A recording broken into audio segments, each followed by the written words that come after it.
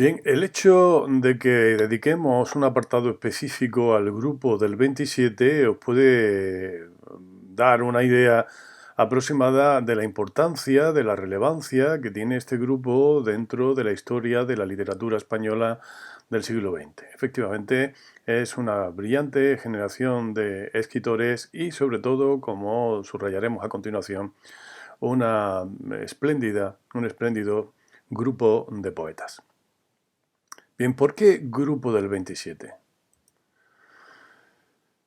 Hablamos de Grupo del 27 recordando un acto que se hace en homenaje a la figura de este poeta cuya imagen tenemos aquí, pintado además por Velázquez, nada más y nada menos, que es Don Luis de Góngora. Bien, pues en 1927 se conmemoró el centenario de la muerte de Luis de Góngora. Luis de Góngora es un poeta, como recordaréis, un poeta barroco español, brillantísimo poeta, uno de los más grandes poetas de la literatura española y europea, que se caracterizó, en su faceta más personal, se caracterizó por un tipo de poesía que presentaba cierta dificultad o una gran dificultad desde el punto de vista de la comprensión, es decir, una poesía oscura, sobre todo por la utilización de metáforas atrevidas, de cultismos, la utilización del hipérbaton, es decir,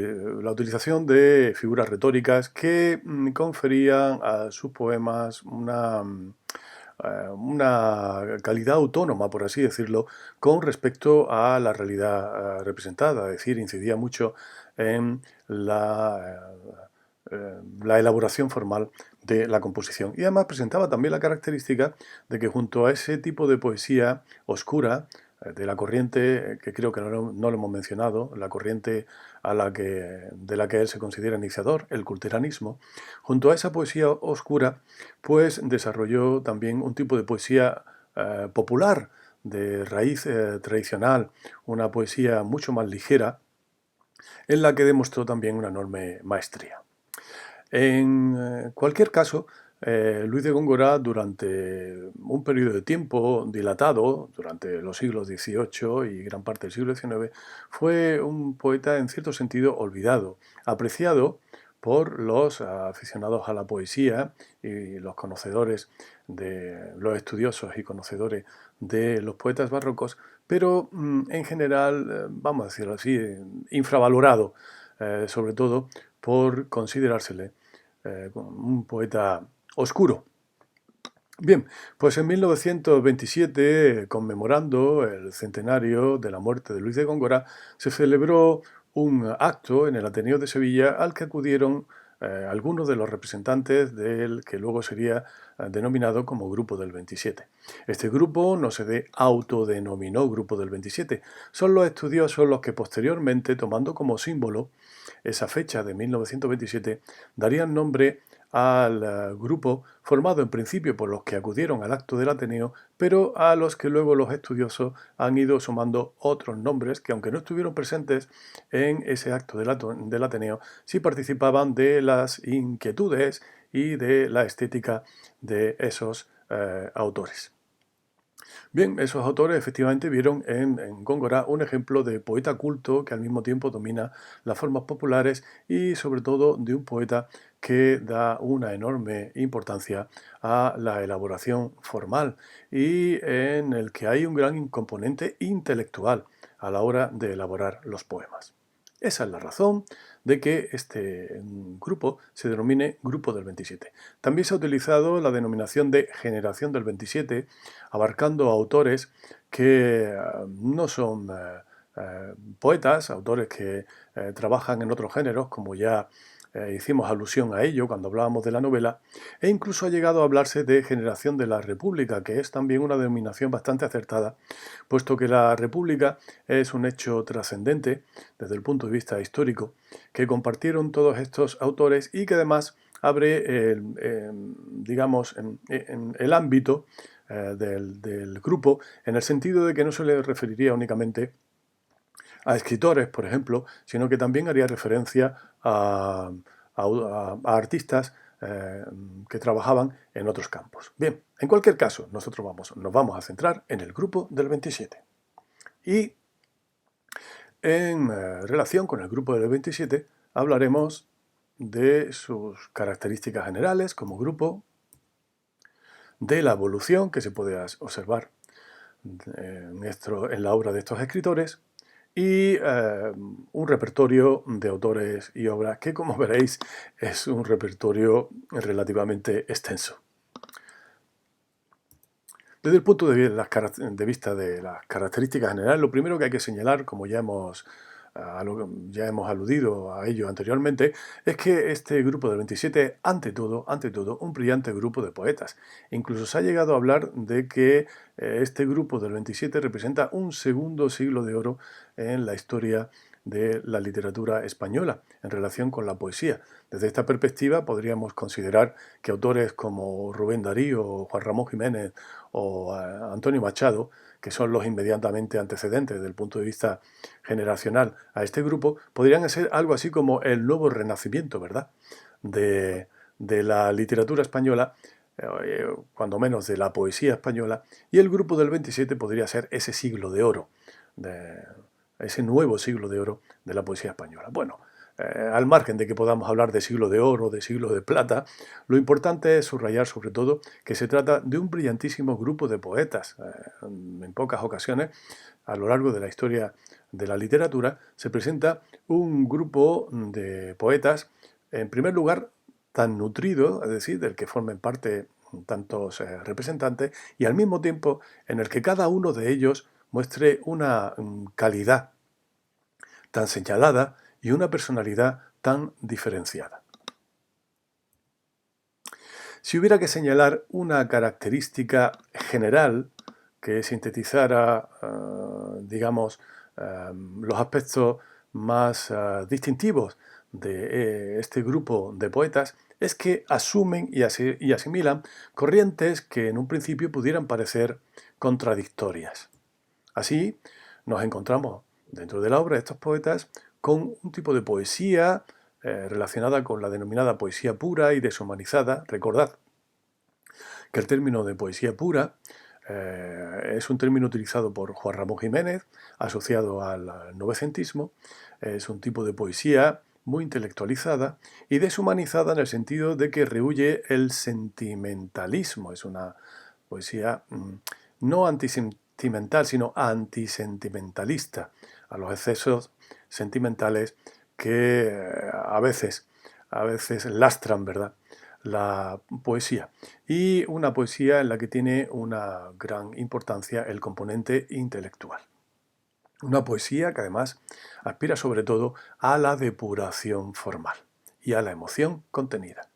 Bien, frente a esta poesía pura y digámoslo así, deshumanizada, pues una poesía, llamémosla así también, y de hecho así se la denominó por parte de algunos autores que se oponían a ese concepto de poesía pura, pues tendríamos la poesía impura, es decir, una poesía humanizada que es fundamentalmente vehículo de expresión de las emociones humanas y, en algunos casos, una poesía decididamente comprometida con las circunstancias concretas del hombre contemporáneo.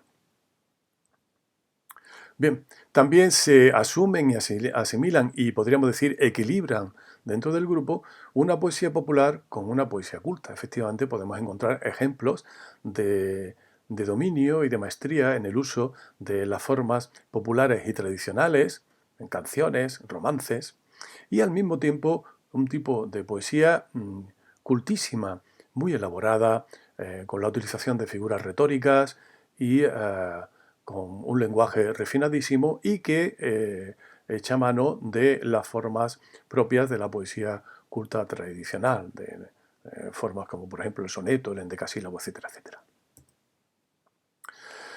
En línea con lo que estábamos diciendo, es un grupo en el que se sintetiza la tradición y la innovación. Efectivamente, nos vamos a encontrar, por ejemplo, con grandísimos sonetistas, con auténticos maestros en el uso de las formas clásicas de nuestra poesía.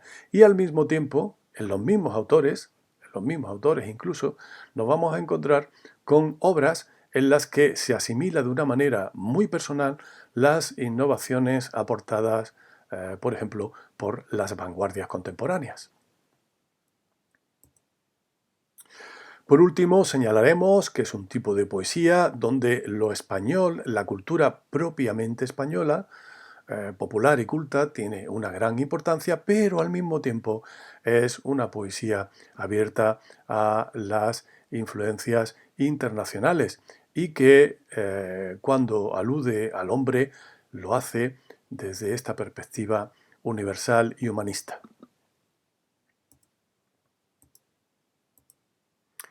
En cuanto a la evolución, señalaremos tres etapas. Una primera etapa, hasta 1927, una segunda etapa, desde 1927 hasta la finalización de la Guerra Civil, y una tercera etapa que se iniciaría con el final de la Guerra Civil hasta la desaparición progresiva del grupo.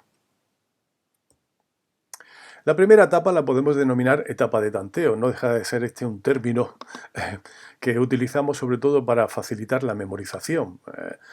Tanteo quiere decir, queremos decir en el sentido de que son los momentos iniciales, las primeras publicaciones de estos poetas, y en ellos vamos a observar la presencia de muchas corrientes, la confluencia de muchas corrientes.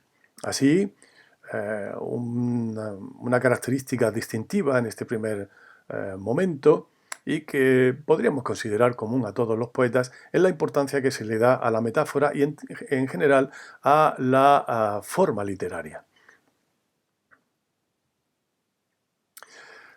Podemos encontrar versos en los que es muy visible la influencia de la denominada poesía pura, con, insistimos, influencia de autores como Juan Ramón Jiménez, sobre todo Juan Ramón Jiménez y sobre todo el Juan Ramón Jiménez del diario de un poeta recién casado, que de alguna manera supone un antes y un después en la evolución de la poesía de la época.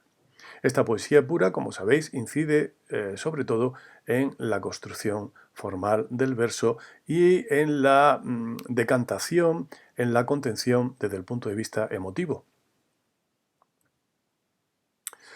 Nos vamos a encontrar también con obras en las que aparece recuperada, renovada, revivificada la tradición de nuestros clásicos o la influencia de autores como Becker. Becker va a ser quizá el principal autor romántico de los que podemos señalar como influencia en los autores del 27. Bien, como ejemplo de esta poesía de tradición clásica, culta, pues podemos señalar, por ejemplo, una obra como Cántico de Jorge Guillén.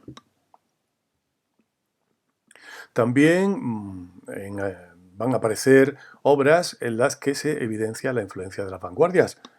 Por ejemplo, la obra Imagen de Gerardo Diego. Y también nos vamos a encontrar con un tipo de poesía en el que se evidencia la influencia de la literatura popular y tradicional. Es el caso de El romancero gitano de Federico García Lorca o de Marinero en tierra de Rafael Alberti. Llamaremos a la segunda etapa, no deja de ser una sugerencia, llamaremos a la segunda etapa, para facilitar, insisto, la memorización, una etapa de plenitud. En esta etapa de plenitud, de dominio formal y de diferenciación ya personalizada de cada uno de los autores, nos vamos a encontrar sobre todo con la influencia del surrealismo, que como recordaréis es una corriente de vanguardia. En esta corriente de vanguardia, desde el punto de vista del contenido, podríamos decir que lo más destacable es el carácter irracional del discurso. Un discurso que trata de desafiar a la lógica y un discurso que trata de hacer aflorar ese mundo que con el que se supone podemos tener contacto a través del mundo de los sueños, ¿verdad? Ese mundo donde aparece la realidad transformada y desafiando el conocimiento puramente racional. Desde el punto de vista formal, la característica quizás más llamativa del surrealismo es la utilización de un verso que ya no es un verso a sílabas contadas, un verso que escapa a la contención, vamos a decirlo así, o a la ordenación métrica, y que básicamente se trata de lo que nosotros hemos denominado versículo. En esta segunda etapa llama también la atención lo que podríamos denominar una rehumanización de esa poesía que un primer momento estaba, como hemos señalado, tan influenciada por los conceptos de la poesía pura. Se trata aquí de una poesía, aquí queremos decir en esta segunda etapa, de una poesía que se va a hacer eco de las inquietudes contemporáneas del ser humano, de sus angustias, de sus vicisitudes, de sus alegrías y sufrimientos. Bien, en esta segunda etapa de plenitud, surrealismo y rehumanización podemos destacar algunas obras importantes como Espadas como labios de Vicente Aleixandre o de nuestro Luis Cernuda, digo nuestro Luis Cernuda porque es el poeta del que nos vamos a ocupar este año especialmente, Los placeres prohibidos, o una obra que, aunque no fue publicada en esta época, porque se trata de una obra póstuma publicada después de su muerte, una obra de Federico García Lorca, importantísima y muy apreciada internacionalmente, su Poeta en Nueva York, insisto, publicado póstumamente.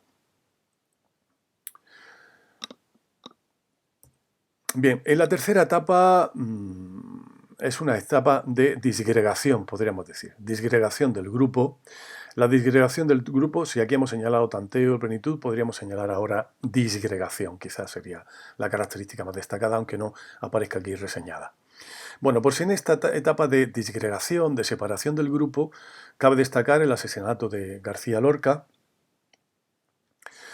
y el exilio de muchos autores que se verán obligados, debido a la guerra y a la posterior victoria de las tropas franquistas y la instauración de la dictadura, se van a ver abocados al exilio, es decir, a abandonar España. En estos autores que abandonan España, el tema de España, la evocación de España, va a estar obviamente muy presente. En cuanto a los autores que se quedan en España, son pocos. Los autores que se quedan en España son Dámaso Alonso, Gerardo Diego, Vicente Aleixandre. Detectamos una sensación de desarraigo, es decir, de disconformidad de disconformidad o de malestar, podríamos decir, de malestar, de desazón, ante la experiencia vivida, la experiencia trágica de la guerra civil y la situación vital por la que está atravesando el país. Ello va a dar lugar a unos versos en los que sin ser explícitamente políticos, porque no habría sido posible en la dictadura, sí aparece reflejada la angustia, ponemos aquí humanismo angustiado, la angustia ante la condición del ser humano en un mundo donde o Dios ha desaparecido o Dios parece en algunas ocasiones haberle dado la espalda, ¿verdad?, a los hombres. Y también una sensación de desarraigo en el sentido de sentirse en un mundo que no es el mundo al que uno propiamente pertenece, ¿no? Con la sensación de que ha desaparecido aquel mundo por ejemplo, de la juventud, ¿no?, de los autores. Estoy pensando ahora en un libro como Sombra del Paraíso, donde aparece una evocación de un mundo de belleza y de plenitud vital desde una perspectiva dolorosa. Bien, en esta tercera etapa hay que subrayar la aparición de dos espléndidos libros de poemas. Uno, Hijos de la Ira, de Dámaso Alonso, y otro, Sombra del Paraíso, de Vicente Aleixandre.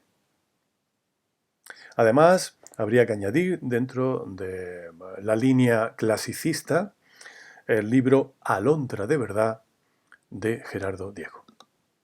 Bien, y pasamos al repertorio de autores y obras. Son muchos, ya os lo advierto, conviene buscar mecanismos mnemotécnicos que favorezcan la memorización, no pensando únicamente en nuestro examen de selectividad, sino también porque ello nos va a permitir acceder a obras de enorme interés desde el punto de vista literario y humano. Bien, dentro del grupo hay una serie de autores que nunca se ha dudado a la hora de subrayar su calidad y además que presentan todos ellos una personalidad definida. Parece mentira como siendo tantos los autores, en un momento determinado el aficionado a los versos puede distinguir cuando se trata aquello de una obra de un autor o de otro. ¿Por qué? Porque acaban desarrollando un tipo de poesía que presenta unas características personales distintivas con respecto a las de sus compañeros de grupo o de generación. Dentro de este grupo de autores, ante los que la mayoría de la crítica no tiene ninguna duda a la hora de subrayar su calidad, para facilitar nosotros las tareas de memorización, vamos a referirnos en primer lugar a los autores andaluces. Ya os adelanto que hay una nómina muy importante de autores andaluces y además recordad, por ejemplo, que Juan Ramón Jiménez es también un autor andaluz. Juan Ramón Jiménez, también grandísimo poeta del siglo XX, que ya hemos estudiado, es un autor andaluz, nacido en Moguer, en Huelva, y que Antonio Machado, aunque pasó la mayor parte de su vida, o gran parte de su vida en Madrid, es un autor nacido sevillano. Así que ya veis que Andalucía tiene un peso específico muy importante en la poesía del siglo XX en castellano. Bien, decíamos que vamos a señalar en primer lugar los autores andaluces. Y en primerísimo lugar vamos a señalar a García Lorca, al autor granadino Federico García Lorca, que seguro que conocéis porque es un autor de referencia inexcusable. Federico García Lorca, como sabéis, murió asesinado en los primeros meses del levantamiento y se convirtió del levantamiento o de la rebelión militar contra la República, del intento de golpe de Estado contra la República que dio origen a la Guerra Civil. Bien, pues murió asesinado y se convirtió en un auténtico símbolo no solamente nacional, sino internacional. Además, su poesía, muy admirada también internacionalmente, hacen que Federico García Lorca sea, yo creo, casi con toda seguridad, el autor, el literato y concretamente el poeta y también dramaturgo más conocido internacionalmente de nuestro siglo XX. En García Lorca tiene una obra. Esto que vamos a comentar sobre García Lorca nos va a pasar con cada uno de los autores que vamos señalando. Pero Lorca tiene una trayectoria dilatada, interesantísima, llena de poemas, de libros de referencia. Nosotros vamos a destacar uno, Poeta en Nueva York, que es un libro que es internacionalmente muy admirado y que además al aludir a esa ciudad símbolo en su momento de la modernidad del siglo XX y de la cultura anglosajona, pues posiblemente también ha facilitado el acceso de Federico García Lorca, de la obra de Federico García Lorca, al mundo anglosajón, que como sabéis es la cultura dominante durante el siglo XX, lo que ha asegurado el conocimiento internacional de la obra de Federico García Lorca. Bueno, señalamos Poeta en Nueva York, pero sin olvidar que son muchos los libros de poemas de Federico García Lorca. Otro autor andaluz, nacido en Málaga, aunque marchó muy pronto a Málaga, a Madrid, es Vicente Aleixandre. Vicente Aleixandre lo señalamos a continuación de Federico, entre otras cosas porque, ahora hablaremos de su libro Sombra del Paraíso, entre otras cosas porque efectivamente le fue concedido el Premio Nobel de Literatura y por lo tanto es un autor que dentro del grupo que conviene destacar. Bueno, su libro Sombra del Paraíso, como veis, tiene un asterisco, igual que la obra Poeta en Nueva York, porque son tanto Sombra del Paraíso como Poeta en Nueva York, son libros publicados ya en una fase tardía del movimiento, en la tercera etapa, ¿verdad? Sombra del Paraíso fue publicado en los años 40 y Poeta en Nueva York también, aunque fue compuesto por Federico García Lorca anteriormente, pero no fue publicado hasta después de su muerte. Todas las obras que tengan un asterisco indican precisamente que fueron publicadas ya en la tercera etapa y que por lo tanto a lo mejor volvemos a mencionarlas cuando hablemos de la poesía de la posguerra. Bueno, Sombra del Paraíso es un libro de poemas maravilloso donde el autor asume de una manera personalísima la influencia del surrealismo, un surrealismo en su caso lleno de delicadeza lírica. Otro autor andaluz, este gaditano, es Rafael Alberti. Destacamos su libro Retornos de lo vivo lejano. También Rafael Alberti es un grandísimo poeta y un libro que durante mucho tiempo ha sido libro emblemático de su obra, es Marinero en Tierra. Marinero en Tierra, que es un libro de influencia, con una marcada influencia de la poesía tradicional, pero, en fin, nosotros preferimos señalar aquí Retornos de lo vivo lejano, aunque insisto que Marinero en Tierra quizás sea es su primer libro y además quizás sea su libro más conocido. Y aquí tenemos a Luis Cernuda, el autor que nos va a ocupar más tiempo este año. Luis Cernuda reunió toda su obra, como ya comentaremos, bajo el título de La realidad y el deseo. Luis Cernuda es sevillano. Bien, señalamos ahora a otros autores que forman parte, digamos, del grupo de referencia, ¿no? Como nombres de referencia del grupo del 27, que aparecen en todas las antologías del grupo del 27, son Gerardo Diego y su libro Alondra de verdad, el que ya hemos eludido, que fue publicado también en la posguerra, Pedro Salinas, con su libro La voz a ti de vida, con una marcada influencia de la obra de Juan Ramón Jiménez, Jorge Guillén, que agrupó parte de su obra, parte de sus primeros libros, bajo el título de Cántico. Y Dámaso Alonso, del cual hemos destacado sobre todo su libro Hijos de la Ira. Veis que le ponemos también un asterisco porque también puede ser estudiado como un libro que influyó decisivamente en la poesía de la posguerra.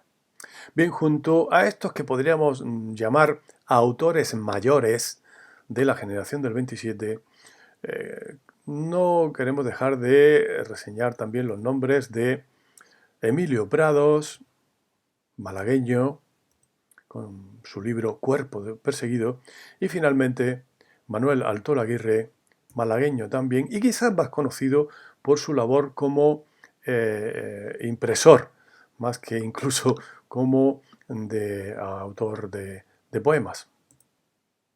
Su libro que destacamos aquí es Las Islas Invitadas. Bien, un fenómeno sobre el que se ha ido insistiendo cada vez más en estos últimos años, en el que existe también, como sabéis, una corriente que reivindica la presencia femenina en la literatura, durante mucho tiempo olvidada o postergada.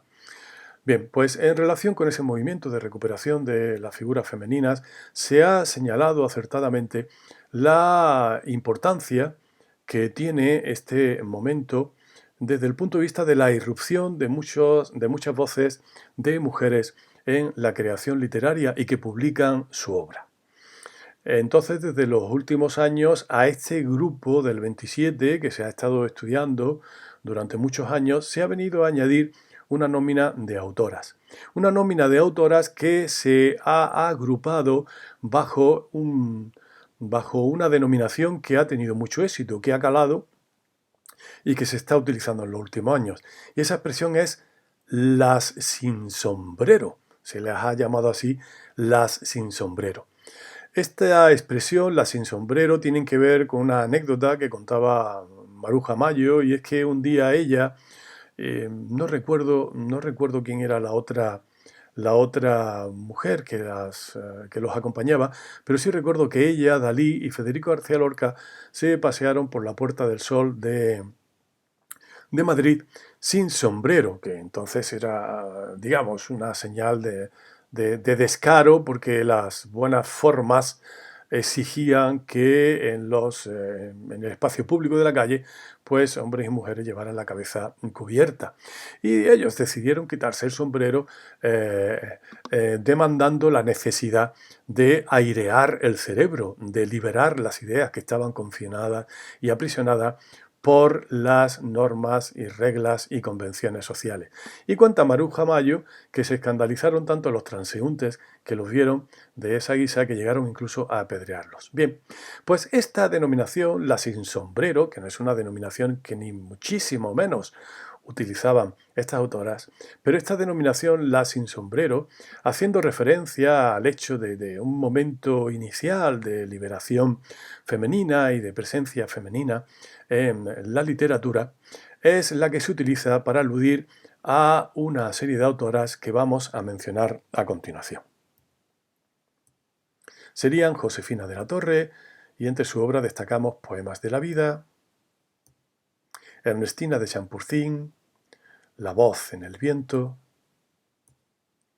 Concha Méndez, que fue mujer de Manuel Alto Laguirre, con Las lluvias enlazadas, y finalmente Carmen Conde, nuestra primera académica de la lengua, formó parte de la Real Academia de la Lengua, y su libro Mujer sin Edén.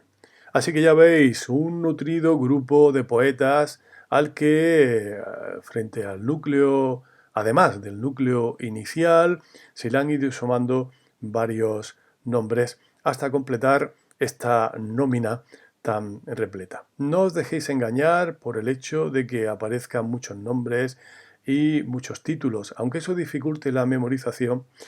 Es también señal de que aquí en el grupo del 27, los aficionados a la poesía, vais a encontraros con las que posiblemente han sido las voces más influyentes de la poesía del siglo XX, junto a, no hay que olvidarlo, no hay que olvidarlo, junto a esa santísima trinidad que en su momento mencionamos, Rubén Darío, Juan Ramón Jiménez y Antonio Machado.